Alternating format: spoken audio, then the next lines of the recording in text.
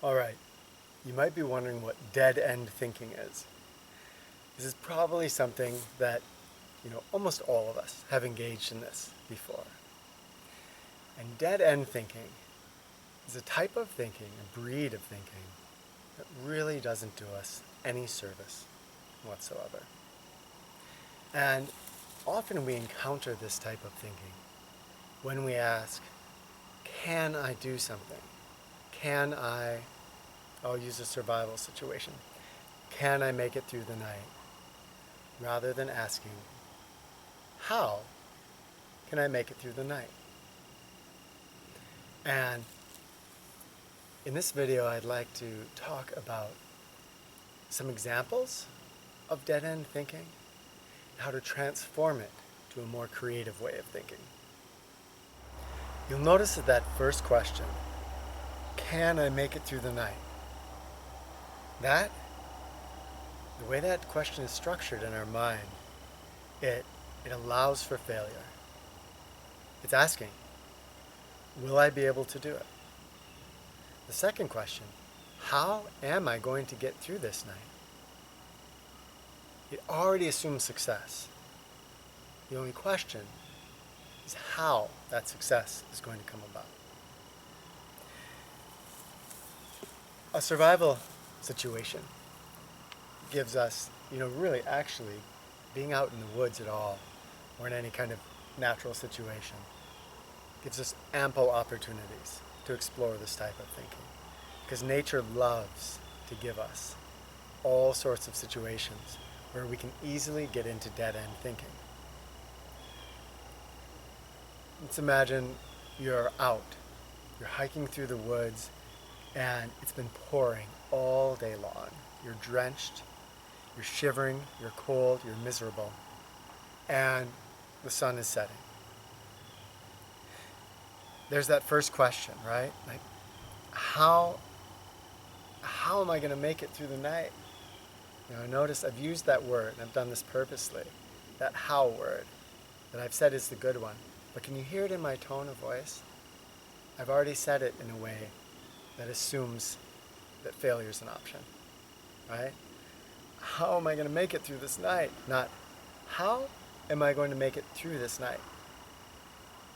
So, how am I going to make it through this night? Or,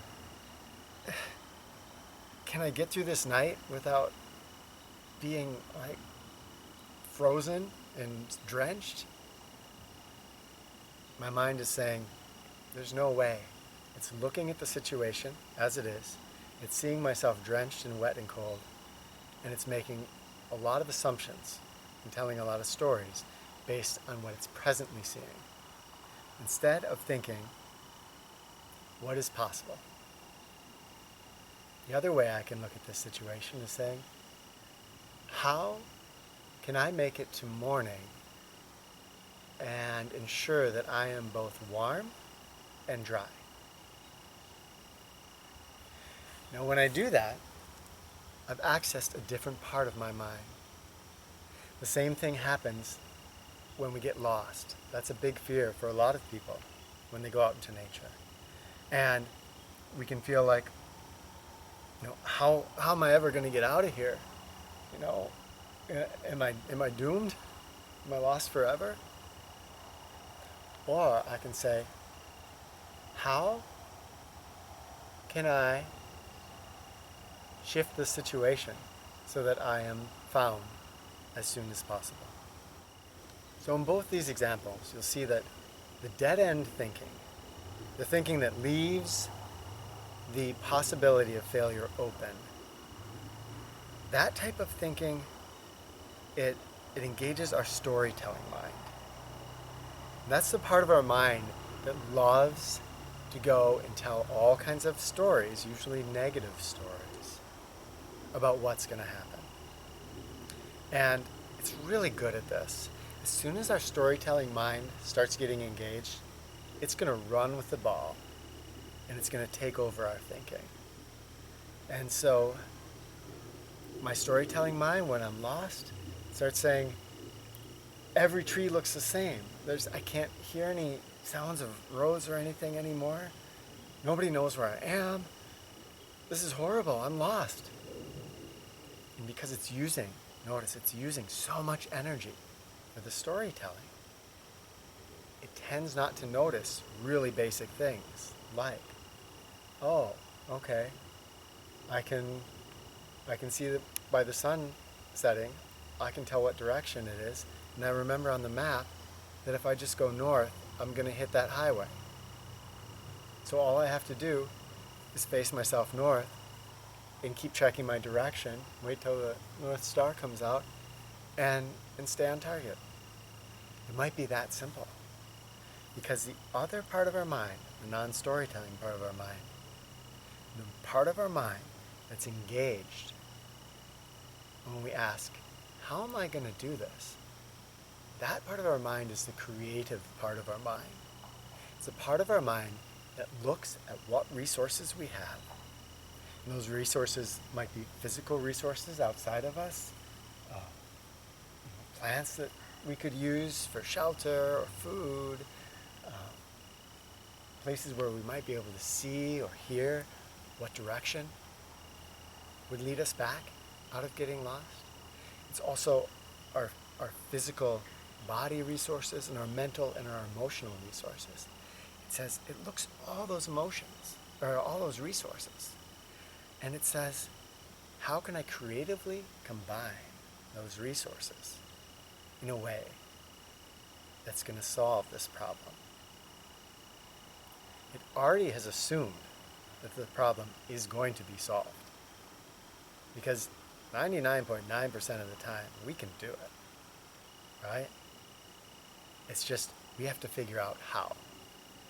And often, if we're not lost in our storytelling mind, we'll find that we actually have more resources available than we formerly believed. This is something that comes up for a lot of us in our normal everyday lives as well. So if you have a child or a spouse or friends, which I hope most of us do, those people in your life, they're sometimes going to engage our storytelling mind. And sometimes they do it a lot. So as a father, when my child is performing an action that I don't feel is right or appropriate, my storytelling mind, it has the option to kick into gear. And it might look at this action that's being performed. I mean, my kids don't have homework. We're going to be homeschooling. But let's use the example of homework. A child who is just consistently not doing their homework, and the teachers are getting mad at them. And as a parent, it's easy to look at that situation and to get frustrated with the child and to get frustrated with ourselves. When we get frustrated with the child, we can start to box them and say, what is wrong with them? Do they have some kind of disorder? Why can't they pay attention? We want to start to label them. And as we start to box them, that's when we start to close off possibilities. I do it with myself too. When I'm looking at that child and I start to get frustrated, then I can start to get frustrated with myself for being frustrated, right? And I can say, what's wrong with me? Why am I such a frustrated individual? It's like my emotions just run all over me. I'm such a loser. And as I start to label myself like that, again, I'm closing off possibilities. And I'm allowing myself to start telling stories about myself. I'm a loser. I can't control my emotions. I'm a frustrated individual. What if instead I look at that child or I look at myself and I say, how could I respond differently to these stimuli? So with the child, there's some reason that they're not doing their homework. How can I creatively figure out what that is and help this child to start loving the process of learning. What is the recipe? Because there's a recipe there. I just have to be creative and figure it out. If I'm getting frustrated at my child because they're not performing as I think they should at school, same thing. I can engage in that I am a frustrated individual mind, dead end thinking, or I can say, how could I respond differently to this situation?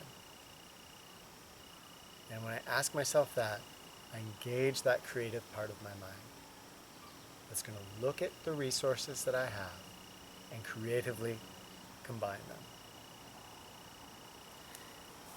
The trick to shifting ourselves out of dead-end thinking is it's deceptively simple.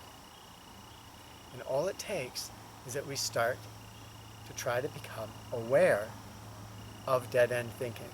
It's good to have a label for it and to notice it. Dead-end thinking, it labels things. It tells a lot of negative stories. It sets up that possibility, and usually not just a possibility, but a probability or assumption of failure. Recognizing that dead-end thinking, developing an awareness of it. And when we begin this, like with many other mental emotional practices, we're not going to catch ourselves until we're 10 miles down that road of being into, that's a funny little thing, right? 10 miles down the dead-end road. But there it is. And we're way down that thought process. That's okay. It doesn't matter when we become aware that we're caught in dead-end thinking. The thing is that every time we notice it, that we stop and we ask that question, how can I respond differently? How can I combine the resources I have? How can I creatively encounter and respond to this situation? And every time we do that, we start to retrain our minds. And so 10 miles down the road, we catch it today. 9.5 miles down the road, we catch it tomorrow. And it keeps backing up and backing up. And when we consistently do this practice, then eventually we start to recognize dead-end thinking, because dead-end thinking has a very apparent feeling, mental feeling to it. We recognize it as soon as it starts to go in us. And we stop right there because we know, you know what, dead-end thinking, it gets me nowhere. It doesn't help anybody around me. It doesn't help me. It's pretty useless. We stop there and we switch. We make the switch and we say, how? How can I shift this situation? How can I transform this situation? How can I utilize my resources in a very creative manner? Assume success and just ask yourself, how am I going to get there? That's the trick. Awareness, and then flip-flop the question, transform the thinking process. Do it every time that you catch yourself in dead-end thinking. No punishment, doesn't matter. You catch it 10 miles down the road, no problem. That's awesome. You caught it. And then just keep slowly backing it up. You know what? If you're at 5 miles and then next week you catch it at 10 miles, no problem. Every time you catch it, you're making slow progress to transforming the way that your mind sees the world, interprets situations, and starts to respond to situations instead of react to situations. If you have explored this before in your life, or you decide to take it on and start trying it, share with me, share with all of us in the comments your experiences, your wisdom, your thoughts, as always. Thank you so much. I'll talk with you soon.